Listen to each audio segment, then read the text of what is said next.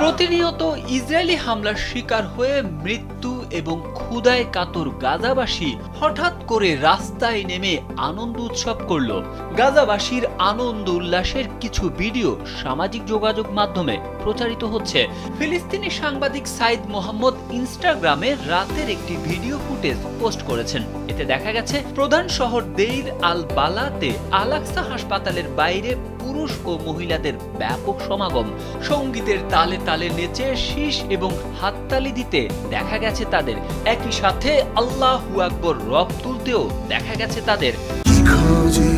Sensation classic strawberry ও coffee ভ্যারিয়েন্টে।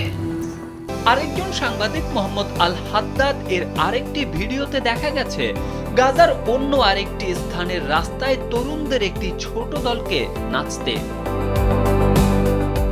টানা 2 বছর ধরে ইসরায়েলি হত্যাযজ্ঞ আর বোমা হামলার শিকার গাজাবাসীর হঠাৎ করে ঈদ আনন্দে মেতে ওঠার কারণ হলো দুপক্ষের শান্তি চুক্তি। ইসরায়েল ও হামাস গাজায় শান্তি পরিকল্পনার প্রথম পর্যায়ে বাস্তবায়নে সম্মত হয়েছে বলে জানিয়েছেন যুক্তরাষ্ট্রের প্রেসিডেন্ট ডোনাল্ড ট্রাম্প। সামাজিক যোগাযোগ মাধ্যম ট্রুথ সোশ্যালে ট্রাম্প লিখেন, ইসরায়েল ও হামাস উভয়ই আমাদের শান্তি পরিকল্পনার প্রথম পর্যায়ে স্বাক্ষর করেছে। এর অর্থ হলো খুব শিগগিরই সব জিম্মিদের মুক্তি দেওয়া হবে এবং ইসরায়েল নিজেদের সেনাদের নির্ধারিত একটি লাইনে সরিয়ে আনবে।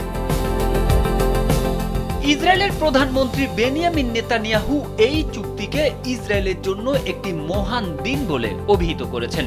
এই চুক্তি অনুমোদনের জন্য বৃহস্পতিবার তার সরকারের একটি বৈঠক আহ্বান করেছেন। অন্যদিকে গাজায় যুদ্ধ বন্ধের চুক্তিতে পৌঁছানোর কথা নিশ্চিত করেছে হামাস। শান্তি চুক্তি সই হওয়ার খবরে উচ্ছ্বাস প্রকাশ করতে দেখা গেছে গাজাবাসীকে।